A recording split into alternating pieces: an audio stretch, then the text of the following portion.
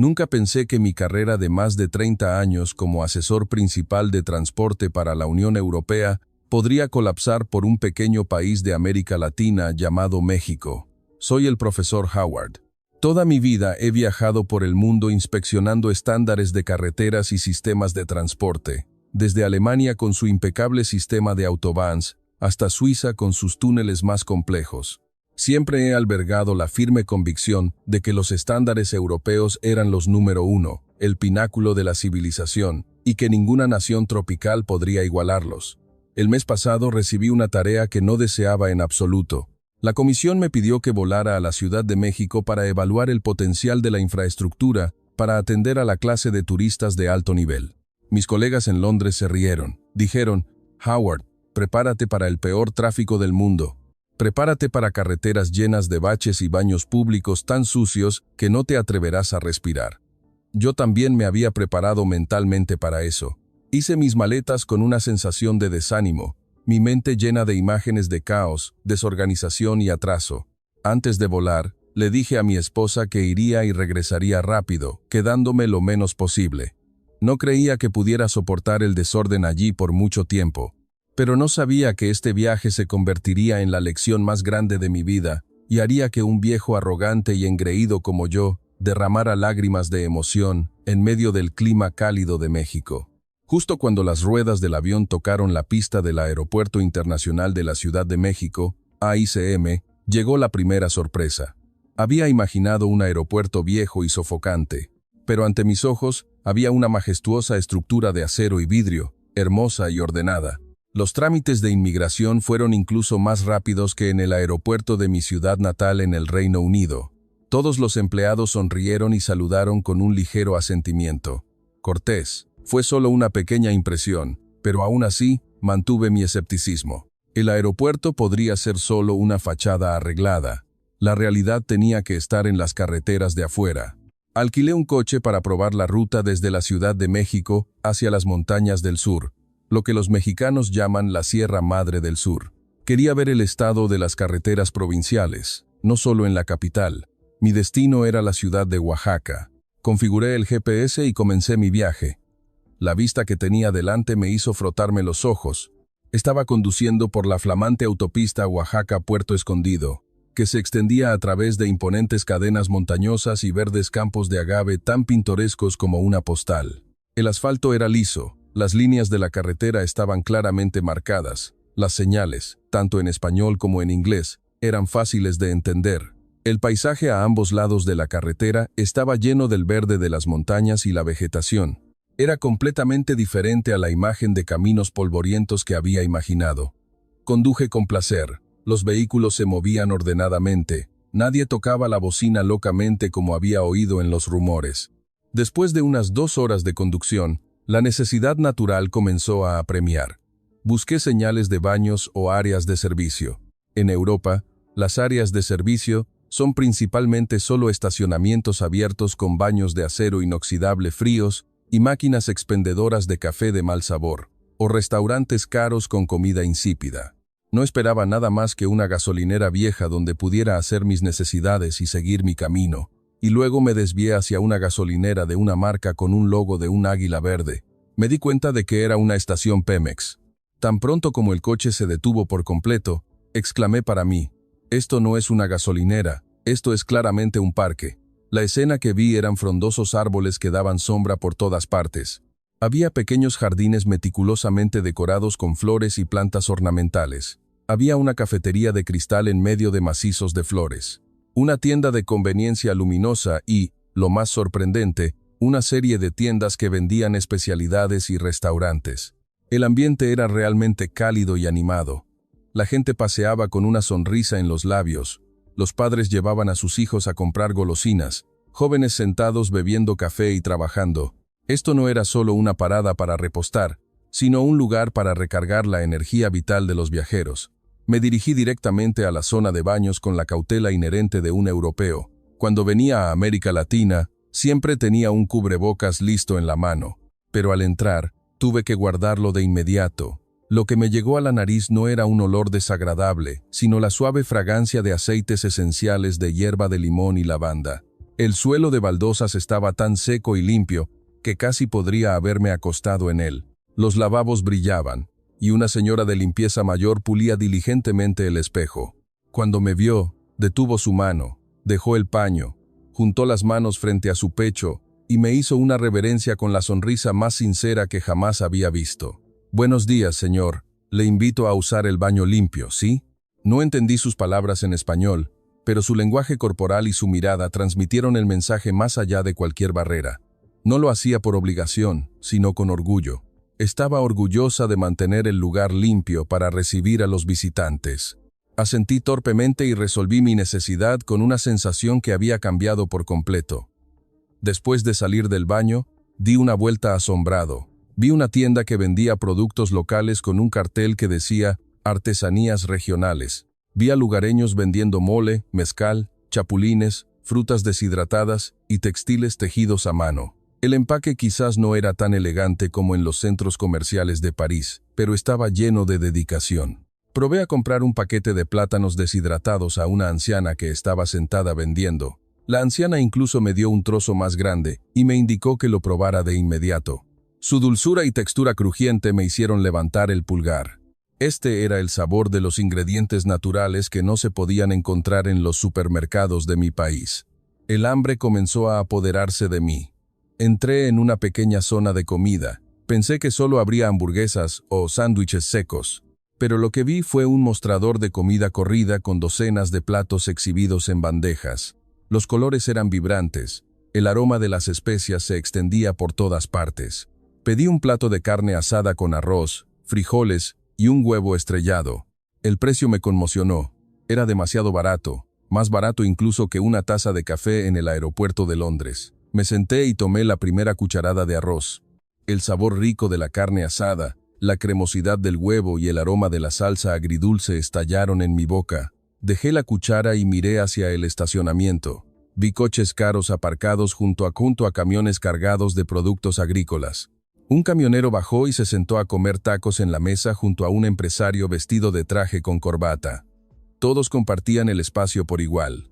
En Europa, tenemos una división de clases invisible, pero aquí, en esta área de servicio, todos eran compañeros de viaje. Comencé a escribir en mi cuaderno, no sobre el ancho de la carretera o el grosor del asfalto, sino que escribí que México tiene una infraestructura espiritual más sólida que cualquier otra en el mundo. Es el espíritu de compartir y de convivencia armoniosa.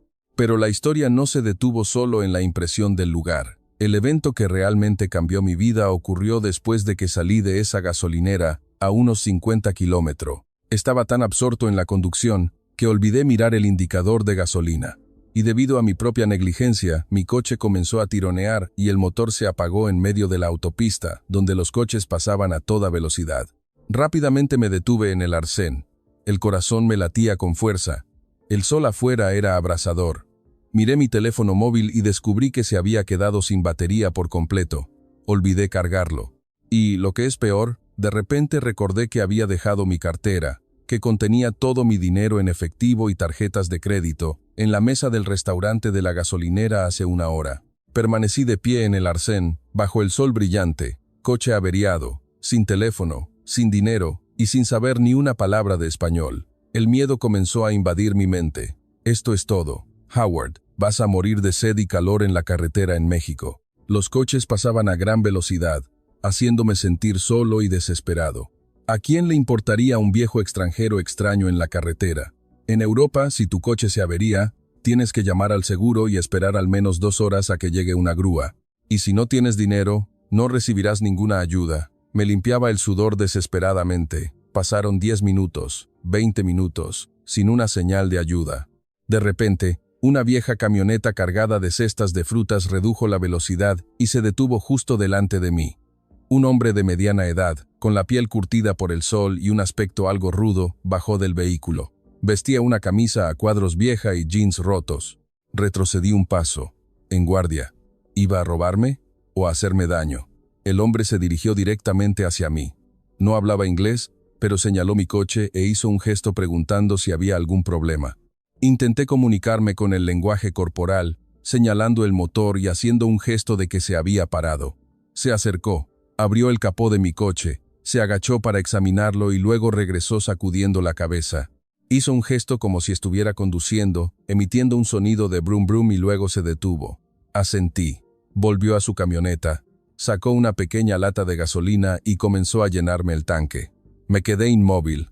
No lo había pedido, pero él lo hizo por su cuenta. Después de llenar el tanque, intentó arrancar el coche para mí, y el coche realmente encendió. Estaba tan contento que casi salté. Metí la mano en el bolsillo del pantalón para sacar dinero y pagarle. Pero luego mi cara se puso pálida al recordar que no tenía mi cartera. Hice el gesto de golpear mis bolsillos y le mostré mis manos vacías. Intenté decirle que no tenía dinero. Lo siento mucho, dije. El hombre me miró y soltó una carcajada. Agitó las manos una y otra vez, repitiendo, no pasa nada, no pasa nada. Volvió a la camioneta, sacó una bolsa grande de frutas, unos mangos maduros y dorados, me los metió en la mano y me dio una palmadita en el hombro antes de subirse a su coche y marcharse. Me dejó allí, aturdido, en el arcén con la bolsa de mangos y el coche con suficiente gasolina para continuar. Las lágrimas comenzaron a asomar a mis ojos, no por miedo, sino por vergüenza. Me avergoncé de haber juzgado mal a los mexicanos. Me avergoncé de haber pensado que la civilización se medía por rascacielos o trenes de alta velocidad. Ese hombre quizás no tenía un título de Oxford como yo, pero tenía un corazón mucho más grande que el mío. Ayudó sin esperar nada a cambio. Ayudó solo porque vio a un compañero humano en dificultades. Esto es algo que ningún libro de ingeniería puede enseñar, pero el milagro aún no había terminado. Cuando regresé a la antigua gasolinera para buscar mi cartera, ya me había preparado mentalmente para que hubiera desaparecido una gran cantidad de efectivo, tarjetas de crédito y mi pasaporte. Seguramente alguien lo había encontrado y se lo había llevado. En un mundo donde lo material prima, nadie dejaría pasar una cantidad tan grande de dinero. Cuando llegué a la gasolinera, corrí a la zona de comida donde había estado antes. Mi corazón latía con fuerza, la mesa estaba vacía, no había rastro de la cartera. Mis piernas cedieron, me senté desplomado en la silla. Pero entonces la dueña del puesto de comida salió de la parte de atrás, con mi familiar cartera de cuero negro en la mano. En cuanto me vio, sonrió radiante y se apresuró hacia mí. Me dijo una serie de palabras en español que no entendí, pero me entregó la cartera con ambas manos. Rápidamente abrí la cartera para verificar. Todo seguía allí. Cada billete, cada tarjeta, mi pasaporte, no faltaba nada. La dueña del puesto señaló una cámara de seguridad, y luego me señaló a mí, intentando explicar que la había guardado, y esperaba a ver si yo regresaba. Miré el rostro de esa mujer, una persona común, que se había levantado a las 4 de la mañana para preparar y vender comida. Pudo haber tomado el dinero de la cartera fácilmente sin que nadie lo supiera, pero eligió no hacerlo. En ese momento, la muralla en mi corazón se derrumbó por completo. Junté las manos y le hice una reverencia como había visto hacer en el aeropuerto. Me incliné lo más bajo que pude. Las lágrimas que había contenido durante tanto tiempo rodaron por mis mejillas. No lloraba por haber recuperado mis pertenencias. Lloraba por la pureza del alma de la gente de aquí. México no es solo un país en desarrollo, como Europa todavía lo percibe. Es un país que ha evolucionado en espíritu, y esto era solo el comienzo de mi viaje de 72 horas. Porque lo que estaba a punto de experimentar en las tierras altas y el sistema de salud de México me asombraría aún más a mí y a la industria global del transporte. Mi coche volvió a rodar hacia las montañas, pero mi corazón ya no era el mismo. La autopista se extendía infinitamente, llevándome a una tierra que los medios occidentales a menudo retratan con imágenes de aridez y pobreza. Pero lo que vi a través de la ventanilla eran campos de agave verde entremezclados con tonos dorados que se extendían hasta el horizonte, destacándose contra un cielo azul profundo. La carretera de 4 carriles era ancha y despejada. El asfalto seguía siendo excelente, no inferior a las carreteras de Alemania con las que estaba familiarizado. Llegué a la ciudad de Oaxaca, la puerta de entrada a la Sierra Madre del Sur. Esta ciudad era una mezcla de la belleza antigua de la historia y la modernidad de una metrópolis en desarrollo. Grandes centros comerciales se alzaban no lejos de antiguas iglesias coloniales. Decidí conducir más adentro de un pequeño pueblo lejos del centro de la ciudad para sentir la vida real. Y fue allí donde comenzó el segundo desafío de mi vida. Como europeo que viene de tierras frías, Mi cuerpo no estaba acostumbrado al sol abrasador de las montañas mexicanas por la tarde. Mientras paseaba por un mercado indígena para observar su vida, el calor comenzó a abrumarme. El sudor me corría a raudales. El mundo ante mis ojos comenzó a girar. Las imágenes se volvieron borrosas, el murmullo de las conversaciones de la gente se fue apagando y finalmente mi conciencia se desvaneció. Desperté en una cama impecablemente blanca. El suave olor a antiséptico flotaba en el aire, junto con el ambiente fresco del aire acondicionado. Abrí lentamente los ojos. Lo primero que vi fue el techo blanco y el ventilador de techo girando uniformemente. Me sobresalté, tratando de sentarme. El primer pensamiento que me vino a la mente fue que seguro estaba en algún hospital privado carísimo. Esta habitación se veía demasiado limpia y ordenada. ¿Mi seguro de viaje lo cubrirá? El costo del tratamiento debe ser altísimo. ¿Ya despertó, señor? Una voz dulce con acento español resonó. Una joven enfermera con un uniforme blanco impecable entró con una sonrisa. Se acercó a tomarme la presión arterial y el pulso con habilidad. ¿Dónde estoy?, pregunté con voz ronca. Es la clínica rural de la comunidad, señor. Sufrió un golpe de calor. La gente del mercado lo trajo hasta aquí, respondió ella. Fruncí el ceño. Clínica rural. Según mi conocimiento, una instalación médica local en un país en desarrollo debería ser una pequeña habitación con equipo viejo y sucio. Pero aquí, el piso brillaba, los instrumentos médicos parecían modernos y lo más importante, la atención del personal era dedicada. Descansé aproximadamente 1 hora hasta que me recuperé y salí a la sala de espera para realizar el pago. La escena que vi me hizo detenerme. Había mucha gente local sentada esperando consulta, incluyendo niños, ancianos y jóvenes, pero lo extraño era que nadie parecía estresado. Los médicos y enfermeras saludaban a los pacientes como si fueran miembros de la familia. Abuelita, hoy su presión arterial está mejor, ¿eh? Recuerde tomar sus medicamentos regularmente. Don, recuerde evitar lo salado, o le hará daño a los riñones.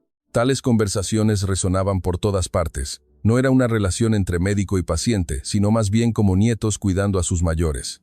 Cuando llegó mi turno de pagar, la recepcionista me informó el costo total de la consulta, medicamentos y servicios. Había preparado mi tarjeta de crédito con un límite alto, pero la cifra que escuché me hizo no creer a mis oídos.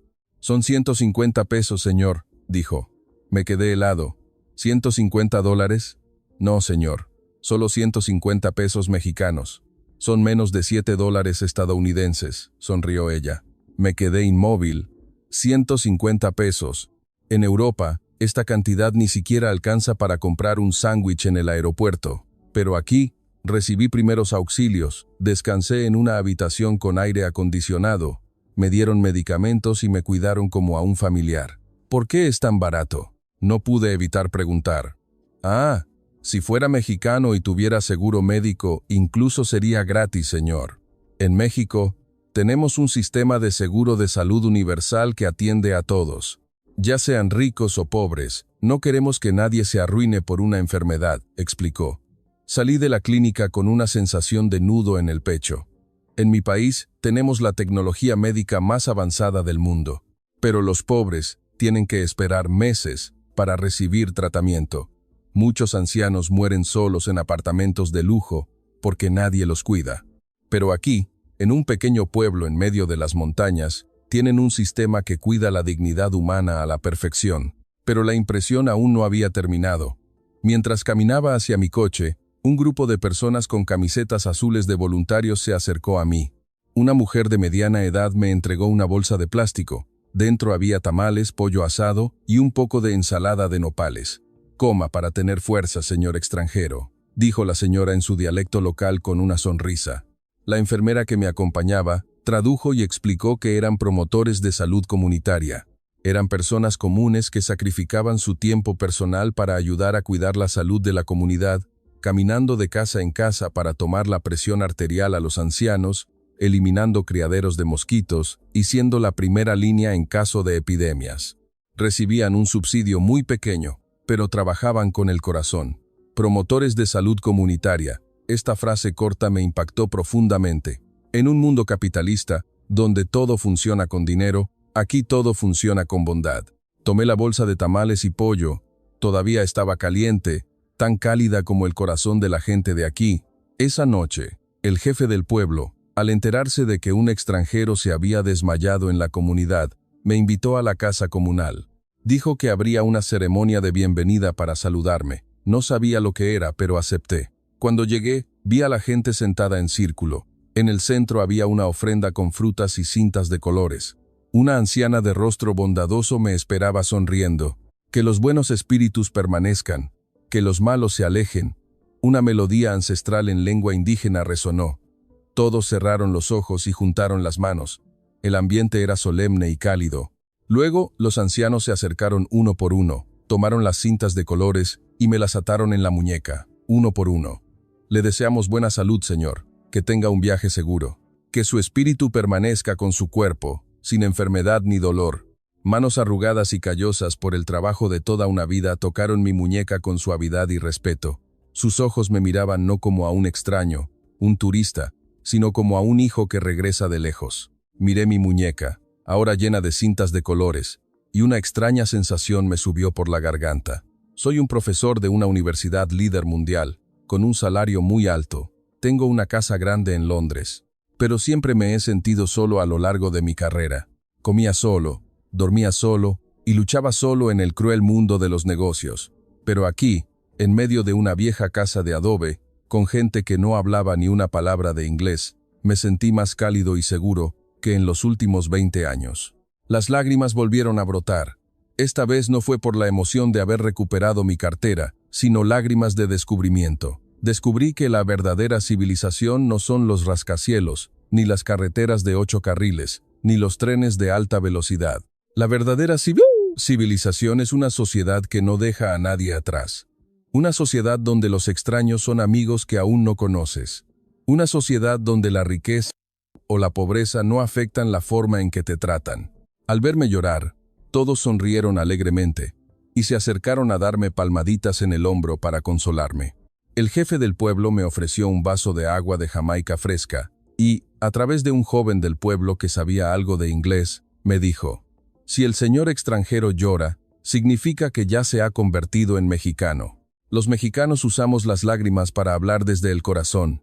Esa noche, me quedé en una posada rural del pueblo, escuchando el canto de los grillos y observando las cintas en mi muñeca. Comencé a cuestionar el informe que tenía que presentar a la Unión Europea.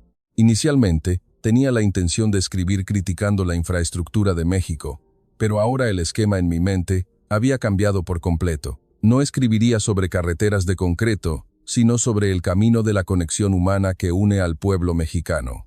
No escribiría sobre presupuestos de salud, sino sobre el equipo de promotores de salud comunitaria, un ejército de bondad, el más grande del mundo. Y no concluiría que México necesita aprender de Europa, sino que escribiría que Europa necesita aprender de México.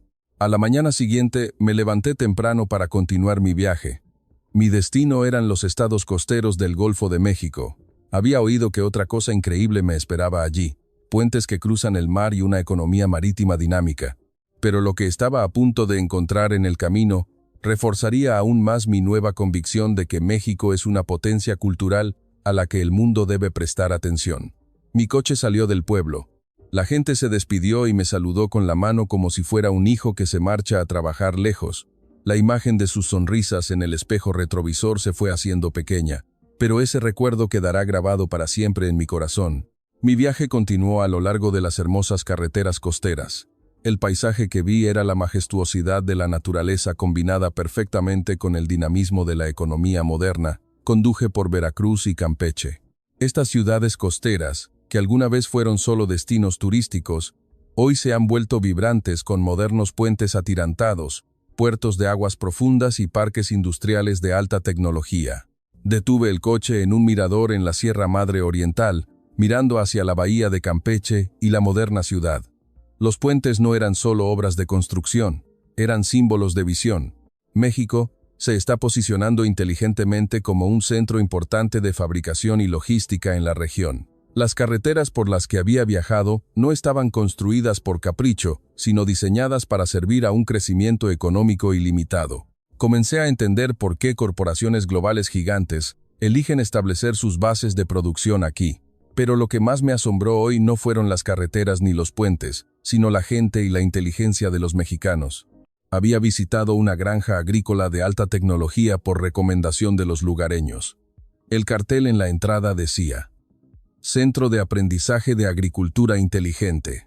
Me había imaginado que conocería a un campesino vestido con camisa de manta, sombrero de paja, arando con un buey, como las viejas imágenes que los medios occidentales suelen retratar.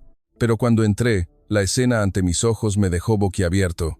No había ningún buey, en cambio, grandes drones volaban para regar y pulverizar biofertilizantes con precisión sobre los exuberantes lechos de vegetales verdes.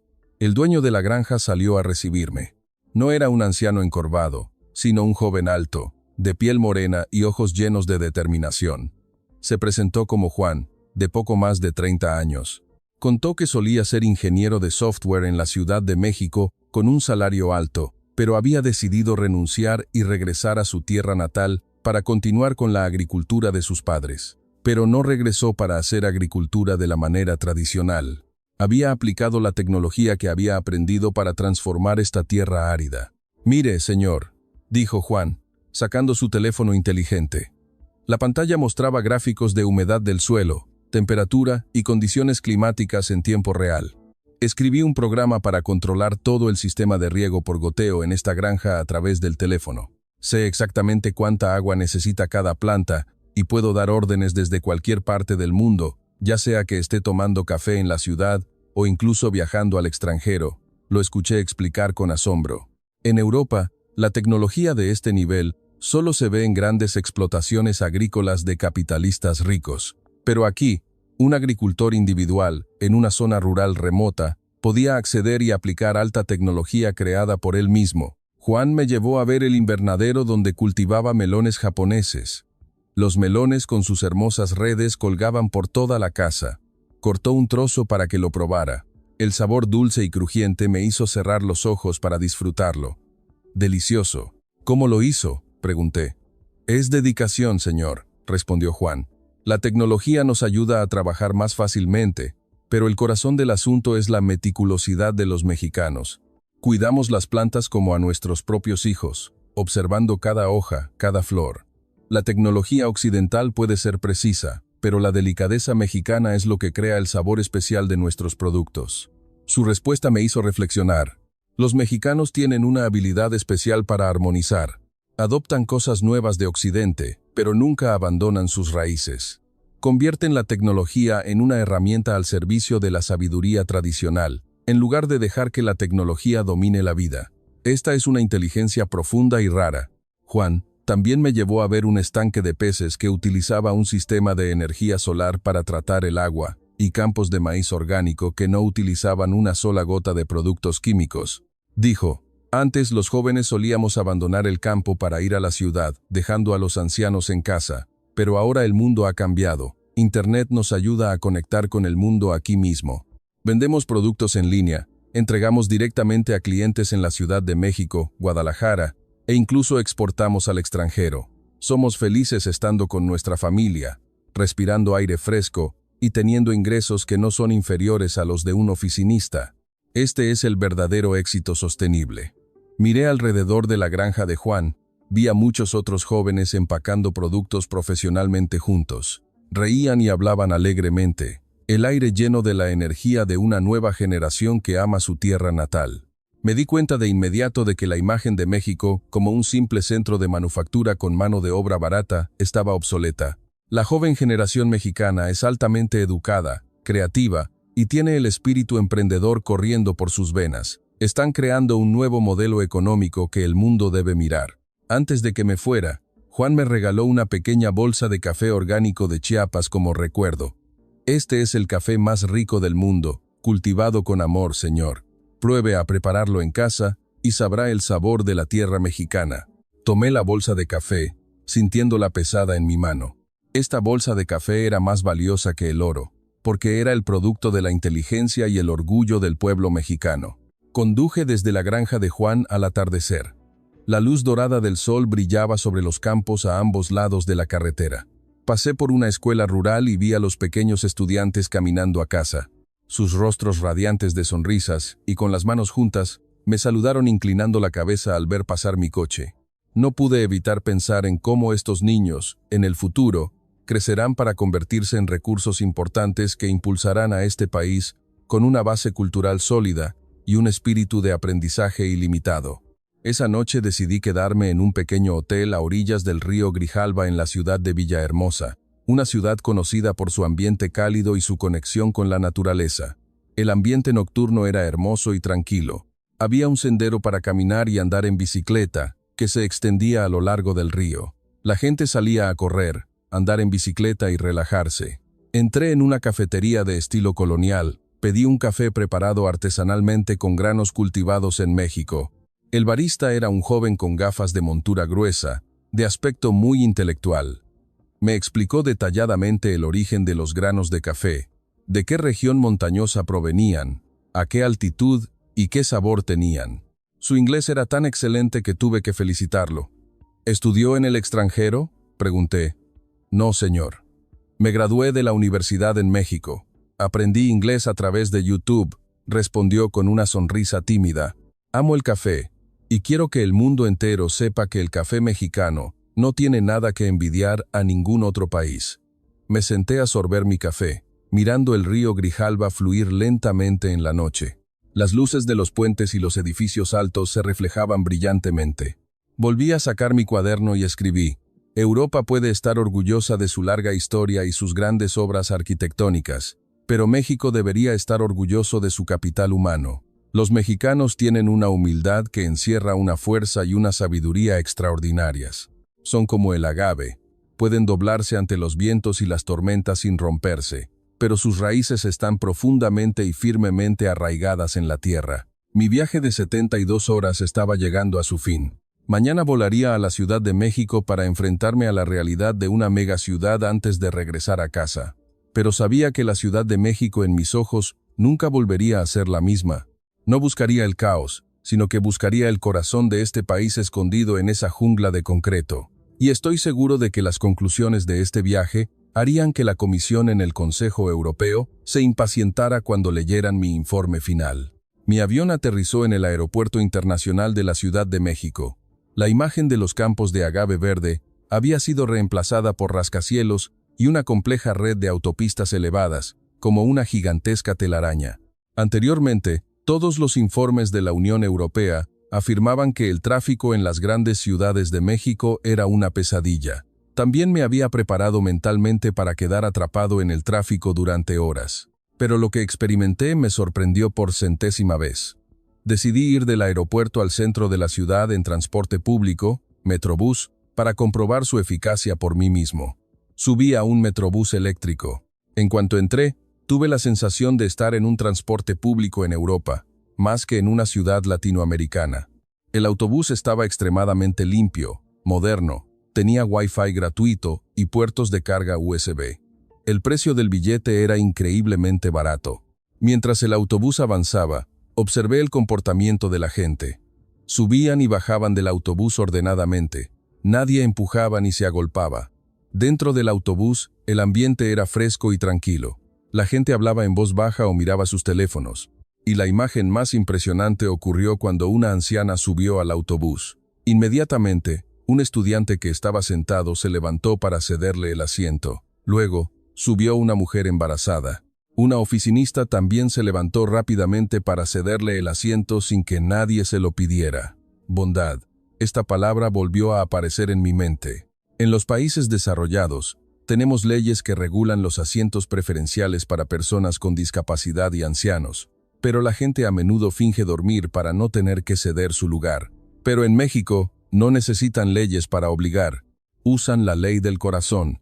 Esta es la verdadera civilización que el dinero no puede comprar. El Metrobús me llevó al centro de la ciudad. Bajé cerca de la zona del Palacio de Bellas Artes. El paisaje a ambos lados de la calle era el de una megaciudad de talla mundial, no diferente de Tokio o Singapur. Rascacielos con diseños futuristas, gigantescos centros comerciales. Vi enormes vallas publicitarias LED que mostraban imágenes de coches eléctricos de fabricación local, una prueba de que México está emergiendo como un país líder en manufactura en la región. Caminé hasta la Avenida Madero, el centro de la juventud y la modernidad. Vi a jóvenes vestidos con mucho estilo, expresándose con confianza. Había grupos de música callejera, interpretando canciones internacionales y música mexicana, mezcladas de forma vibrante. Me detuve a escuchar y me di cuenta de que esta ciudad ya no era un destino turístico barato, sino un centro de creatividad y estilo de vida global. Entré en una gran librería en el centro comercial. Vi libros traducidos de otros idiomas, exhibidos junto a libros de autores mexicanos. Vi a muchos jóvenes sentados leyendo absortos. Esta imagen desmintió la acusación de que los mexicanos leen pocos libros. Los mexicanos tienen un asombroso deseo de conocimiento y una apertura al mundo exterior. Esa noche, me dirigí al Aeropuerto Internacional de la Ciudad de México para prepararme para regresar a casa. Mientras esperaba para abordar el avión, miré por la ventanilla, contemplando las luces brillantes de la ciudad por la noche. Era hermosa como una alfombra tejida con piedras preciosas. Las últimas 72 horas, comencé con desprecio, pero terminé con admiración. Saqué mi cuaderno y escribí la última frase para concluir mi viaje. Europa es un gran pasado, pero América Latina es un futuro brillante, y México es el corazón de ese futuro. Una semana después, en la gran sala de reuniones del Consejo de Transporte de la Unión Europea en Bruselas, una atmósfera tensa lo envolvía todo. Los comisarios de alto nivel de varios países esperaban escuchar mi informe. Todos esperaban estadísticas, gráficos comparativos o duras críticas sobre el atraso de la infraestructura en América Latina. Subí al podio y coloqué mi voluminoso informe sobre la mesa, pero no lo abrí. Me quedé en silencio, mirando alrededor de la sala de reuniones, y comencé a hablar con una voz ligeramente temblorosa pero llena de determinación. Señoras y señores, antes de venir a México, creía que mi misión era enseñarles lo que era un mundo civilizado. Toda la sala de reuniones quedó en silencio. Todas las miradas se dirigieron hacia mí, pero me equivoqué. Me equivoqué gravemente. Pulsé el mando para proyectar una imagen en la gran pantalla. No era un gráfico de tráfico, sino la imagen de un baño en una gasolinera tan limpio como un hotel de 5 estrellas. Imágenes de aldeanos atando cintas en mi muñeca para bendecirme, y de jóvenes agricultores usando drones para cultivar. A menudo nos enorgullecemos de tener las carreteras más anchas, los trenes más rápidos, los edificios más altos, continué. Pero en México tienen algo que hemos perdido hace mucho tiempo, el alma. He visto los baños públicos más limpios del mundo, no porque tengan tecnología de limpieza avanzada, sino porque todos los usuarios tienen la conciencia de mantenerlos limpios para el siguiente. He experimentado un sistema de salud con un costo increíblemente bajo, pero una calidad superior, porque los médicos y enfermeras ven a los pacientes como familiares, no como clientes. Y he visto una infraestructura no construida para lo material, sino construida para la felicidad humana. Me detuve un momento, tragando el nudo en mi garganta. Señoras y señores, podemos superarles en hardware, podemos tener un PIB más alto, pero en software, en humanidad, en felicidad y en cómo convivir en armonía, México nos lleva muchos años luz de ventaja. Este informe mío, levanté la pila de documentos, no contiene ninguna propuesta que pida a México que mejore algo. Solo hay una única propuesta para nosotros, los europeos. Debemos dejar de mirar al mundo con ojos arrogantes y empezar a aprender la humildad de ellos. Aprender a sonreír con el corazón. Aprender a compartir y aprender a construir una sociedad no solo rica en dinero, sino también rica en conexión humana. Porque si no aprendemos rápidamente de ellos, muy pronto nosotros mismos nos convertiremos en naciones subdesarrolladas espiritualmente en comparación con ellos. Terminé mi discurso, dejando un silencio que se apoderó de toda la sala de reuniones. No hubo aplausos, solo un silencio cargado de reflexiones. Muchos líderes bajaron la cabeza, algunos sacaron pañuelos para secarse el sudor, o quizás las lágrimas. Comenzaron a darse cuenta de que este mundo era más grande de lo que alguna vez supieron. Y las dos palabras civilización, quizás no siempre se escriben según el alfabeto occidental. En la pantalla, la última imagen que dejé fue una selfie mía. Un viejo británico con la sonrisa más radiante de su vida, en su muñeca llena de cintas de colores, y detrás, los campos de agave dorados de México. La tierra que me enseñó que el paraíso en la tierra es real, y está construido por las manos y los corazones de la gente.